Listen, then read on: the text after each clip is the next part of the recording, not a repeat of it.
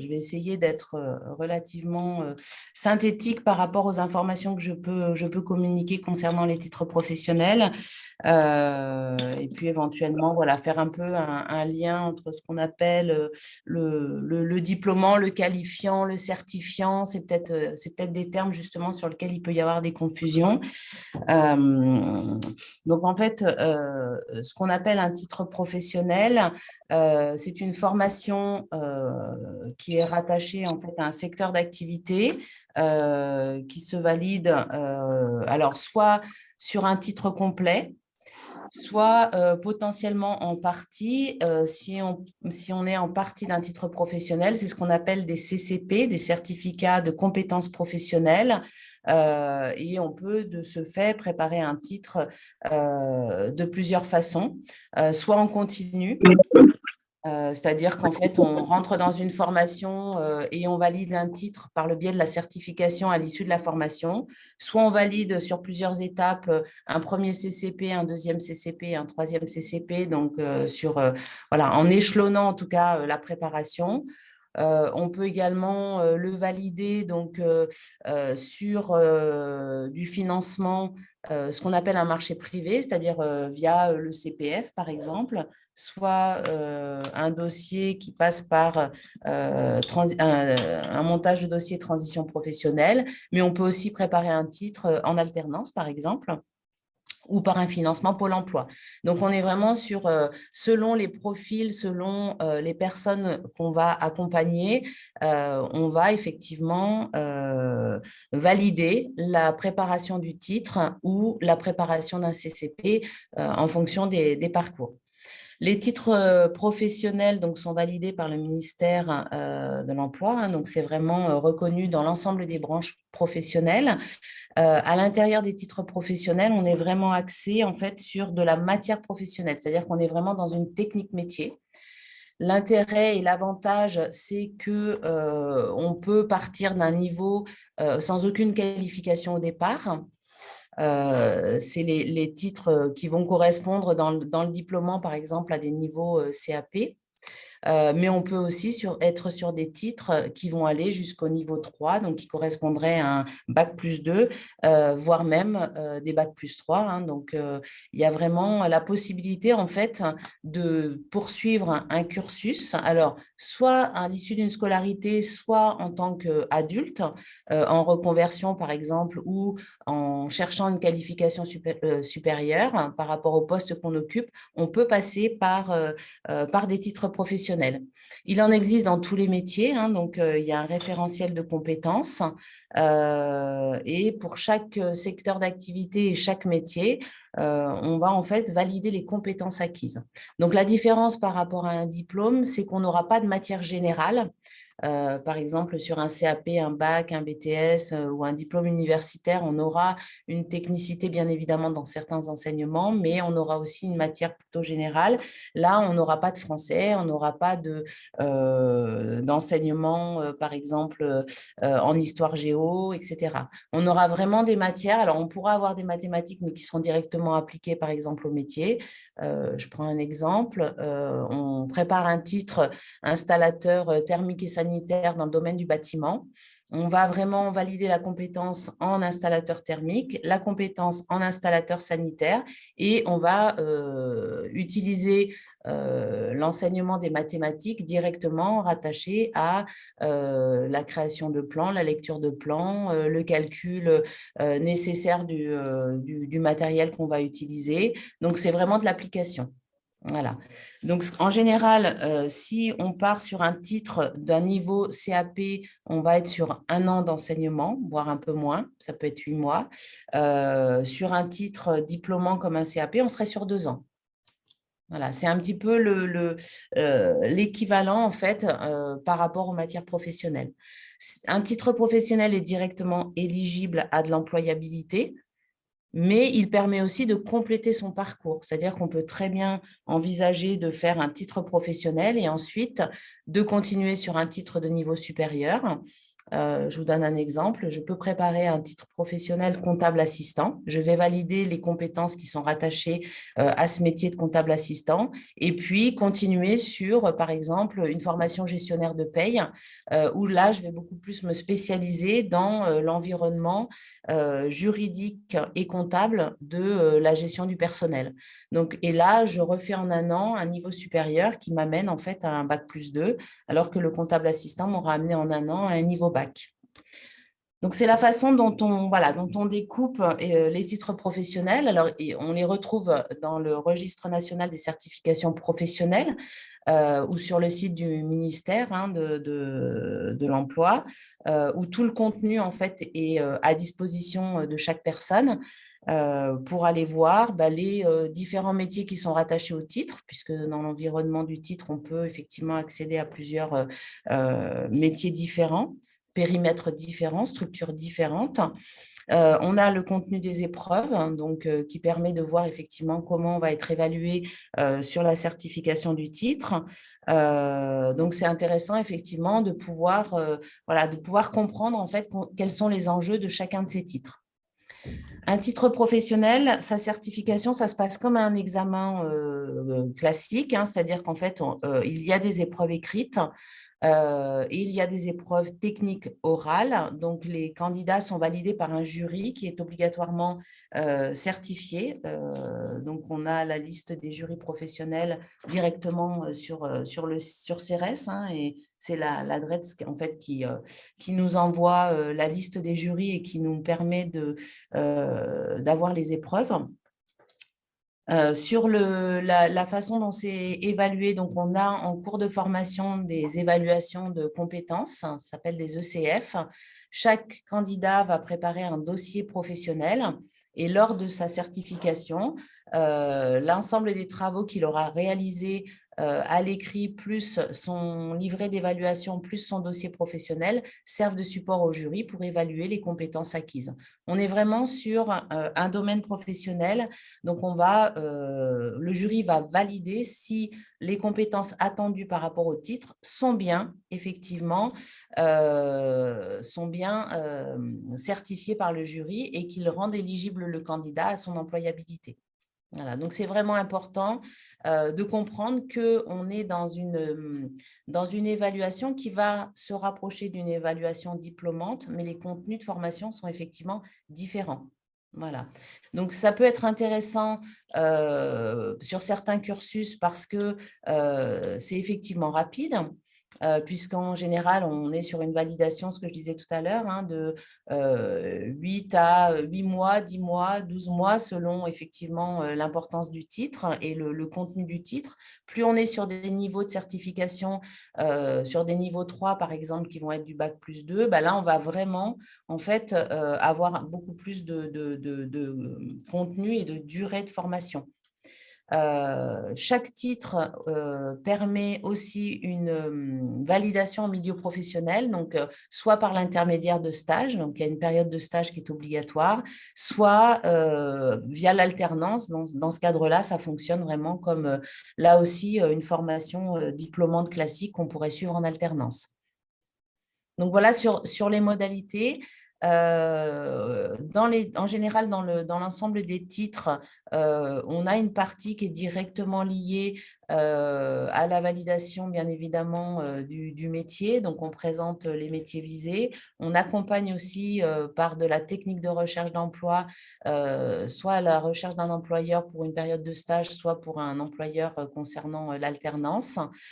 Et ensuite, il y a un suivi dans les entreprises qui permet de valider que l'ensemble des compétences entre ce qui est étudié en formation et ce qui est vu en entreprise est conforme au contenu du référentiel et permet de valider ces fameuses compétences dont je parlais tout à l'heure et qui sont indispensables à la validation du titre. Donc, voilà ce que je peux vous présenter assez rapidement sur le titre.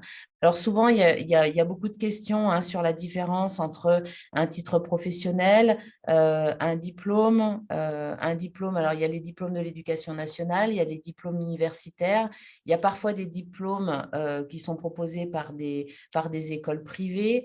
Il y a également effectivement la validation de CQP, de certificat de qualification professionnelle.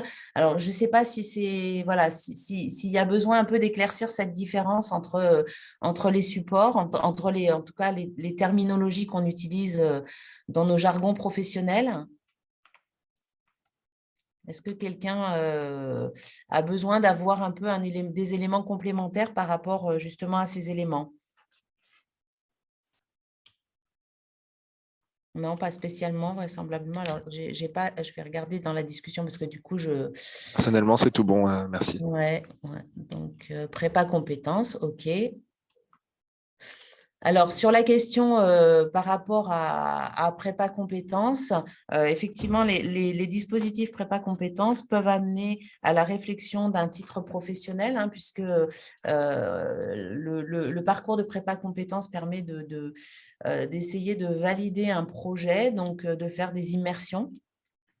Et puis de voir si derrière, effectivement, il y a une éligibilité à de l'entrée en formation. Quelquefois, c'est de l'éligibilité à l'employabilité, hein, mais voilà, effectivement, sur un titre professionnel, ce qui peut être attractif, c'est le fait qu'on soit directement plongé dans un milieu professionnel, dans un enseignement professionnel, et que du coup, on est sur un parcours un peu plus court qu'un dispositif en fait diplômant où on retourne dans un lycée ou dans une université. Les deux sont pas forcément. On peut très bien démarrer. Nous, c'est le cas par exemple dans certains dispositifs. On a des personnes qui viennent valider par exemple une formation, un titre professionnel et qui retournent en université. Je parlais tout à l'heure du titre gestionnaire de paye. On a beaucoup de personnes qui, à l'issue du titre gestionnaire de paye, candidatent à l'université pour une licence RH, par exemple. Ça, c'est tout à fait envisageable et possible, puisqu'effectivement, ça donne un prérequis qui permet d'intégrer d'autres cursus. Donc, quand je disais que ça pouvait se complémenter ou se compléter, ça, c'est tout à fait possible.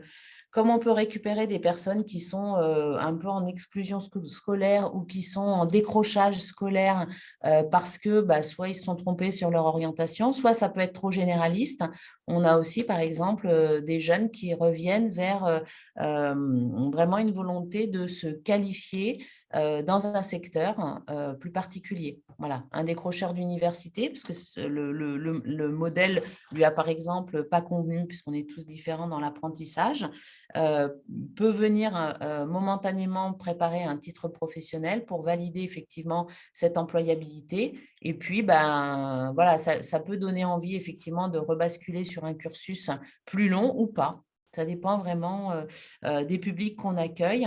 Ce qui est intéressant, c'est de savoir que c'est éligible à l'emploi directement, c'est éligible à de la poursuite d'études. Ça peut être préparé sous des formes très différentes, puisque j'ai parlé des financements privés, mais ça peut être aussi via des financements Pôle emploi, mais ça peut être aussi via des financements région et de l'alternance. Donc, voilà, c'est vraiment des modalités d'apprentissage d'un métier en partant directement sur les bases techniques et sur la validation de compétences. Donc, parfois, on gagne effectivement en termes de temps, on gagne effectivement quelques mois quand on passe par une certification. Un titre professionnel et un CQP, ça a des axes communs. Les CQP, en général, sont directement rattachés à des branches professionnelles, on va le dire comme ça pour le simplifier. Les titres professionnels, voilà, je vous expliquais tout à l'heure, ils sont rattachés directement, effectivement, au ministère hein, du Travail. Donc, ça permet effectivement voilà, d'avoir un peu des contenus différents. Voilà, en tout cas, sur l'intérêt, l'opportunité parfois de passer par un titre professionnel. Ça permet aussi, alors sur de la VAE, on peut aussi effectivement valider des titres professionnels. On en a quelques-uns. Puisque je vous ai dit tout à l'heure, un titre professionnel est découpé en différentes compétences, en ce qu'on appelle les CCP. Donc, une personne qui a déjà un premier niveau de compétence validé, par exemple sur un titre, au lieu de passer l'intégralité du titre, il ne peut suivre qu'une partie de la formation. Du coup, il ne passe qu'un CCP et ça permet de valider directement le titre professionnel. Donc, on est vraiment sur une adaptabilité des publics intéressés en fonction des parcours précédents. Voilà ce que je peux vous dire, en tout cas, sur le titre professionnel. N'hésitez pas effectivement à regarder un peu dans les différents centres de formation ce qui peut être proposé, puisque souvent, il y a des spécialisations en fonction notamment des bassins d'emploi. Il y a beaucoup d'organismes qui proposent des titres professionnels. Donc, ça peut être intéressant effectivement de consulter l'offre existante dans chacun des centres de formation.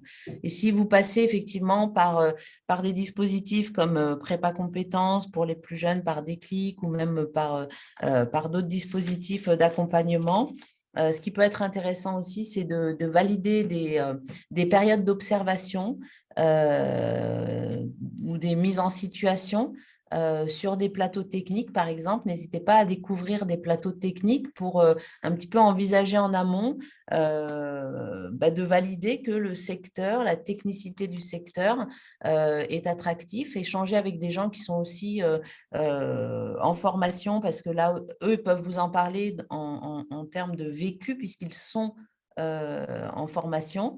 Donc, moi, j'invite vraiment tout le monde à rencontrer, à échanger, parce qu'aujourd'hui, c'est plus facile, avec des personnes qui sont dans ces dispositifs. Souvent, ça fait un peu peur, hein, le titre professionnel, parce qu'on ne sait pas trop ce qu'il y a derrière, on ne connaît pas bien. Et puis, pour les plus jeunes, on est souvent resté dans un schéma classique de diplômant. On a des repères par rapport au diplôme.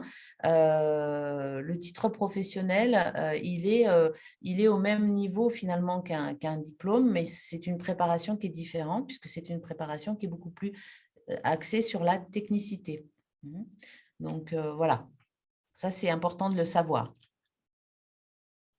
Et ce qui est important aussi, c'est ce que je vous disais tout à l'heure, c'est que ça n'enferme pas forcément dans quelque chose, puisque si on veut compléter le titre professionnel qu'on a validé sur un premier niveau, on peut très bien effectivement aller au-delà. Voilà. Nous, on a par exemple des personnes qui ont validé un premier niveau de diplôme en électricité et qui aujourd'hui continuent sur un titre T3E, qui est un niveau supérieur, et qui, du coup, ouvre d'autres perspectives professionnelles, une évolution dans les entreprises, et qui, du coup, en 2 ans, en fait, vont valider un parcours très complet à travers la professionnalisation du titre. Bonjour, Bonjour, désolé pour le retard. je vous en prie.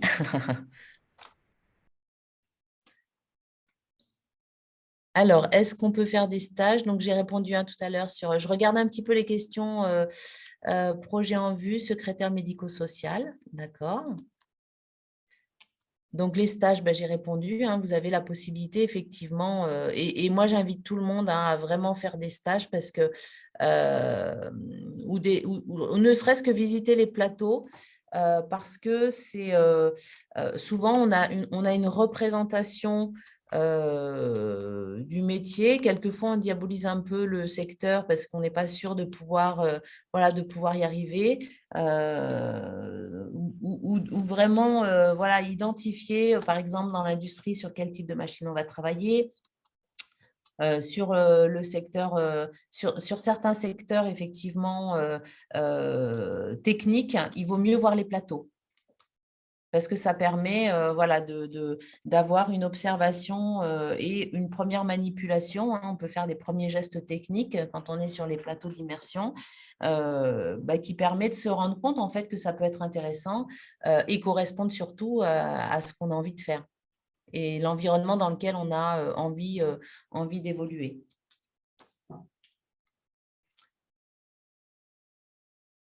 Alors, les conventions de stage, c'est en général effectivement avec le conseiller Pôle emploi, hein, et puis la personne qui suit sur prépa compétences, l'accompagnant, le formateur,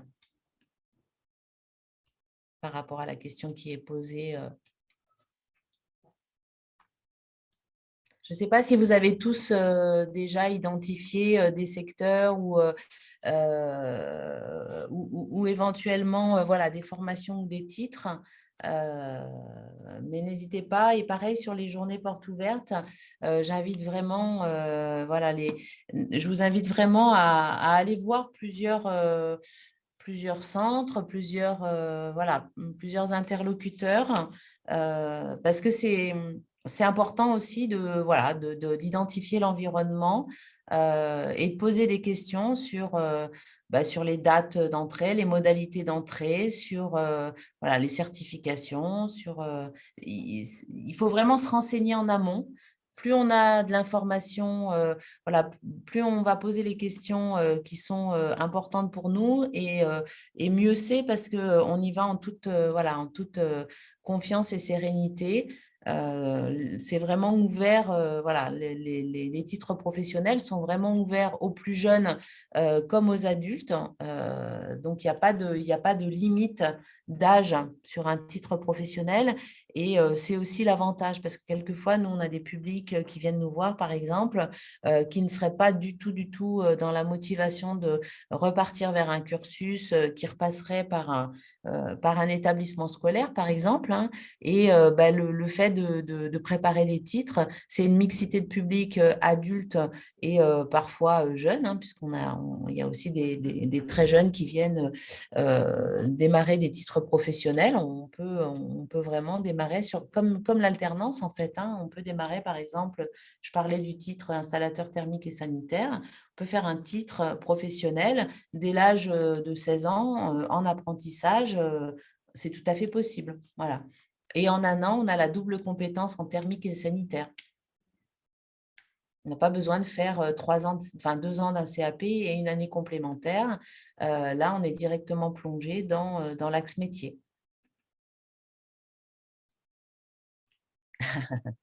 Alors, le but de la réunion, c'était de présenter les titres professionnels. Voilà, d'expliquer un peu ce qu'on entend par titre professionnel, comment ils sont organisés, qu'est-ce que ça permet de certifier et comment éventuellement même on peut construire son parcours professionnel par le biais d'un titre professionnel.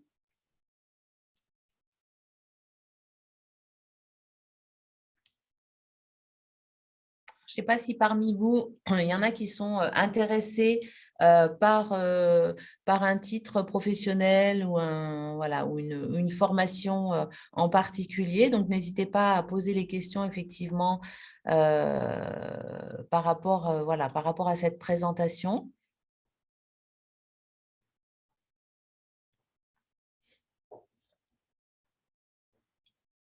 Apparemment, c'est tout bon pour vous? Personnellement, oui, c'est tout bon. Ouais. D'accord.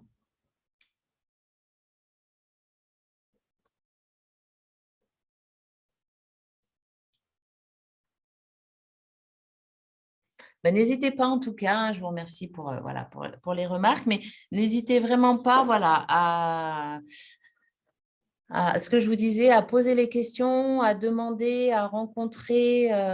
Sachez en tout cas qu'un titre professionnel aura la même valeur et pour vous en termes de niveau, s'il y a une recherche ou une équivalence de niveau pour rassurer entre ce que je disais tout à l'heure, les CAP, les bacs, les BTS, les licences, etc.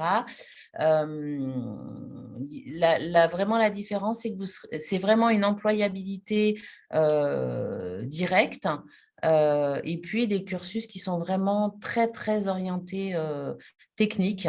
Donc, c'est pour ça que, en général, la durée d'un titre est beaucoup plus courte que la durée d'un diplôme qu'on pourrait trouver en éducation nationale ou en université, hein, ou en école, ce que je disais tout à l'heure, privée, par exemple. On n'est pas du tout dans la même préparation.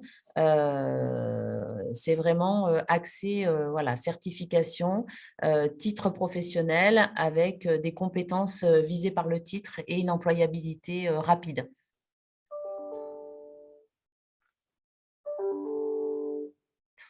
Désolée, il y a mon téléphone et mes mails qui viennent polluer. Voilà, je ferme tout.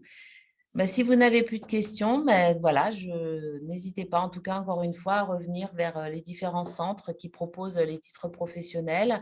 Et je vous dis, allez aux journées portes ouvertes, venez rencontrer aussi les gens sur place et n'hésitez pas à faire voilà, des périodes d'observation pour valider vos projets parce que c'est vraiment là où on est le plus serein quand on choisit soit sa reconversion, soit sa poursuite de cursus. Donc, je vous invite vraiment à le faire. Donc, voilà pour moi. Merci beaucoup. Puis n'hésitez Eh pas ben, je aussi vous en à prie. aller rencontrer les équipes de l'AFPA sur l'événement Jobs in Grenoble là, aujourd'hui jusqu'à jeudi. Merci beaucoup, en tout cas.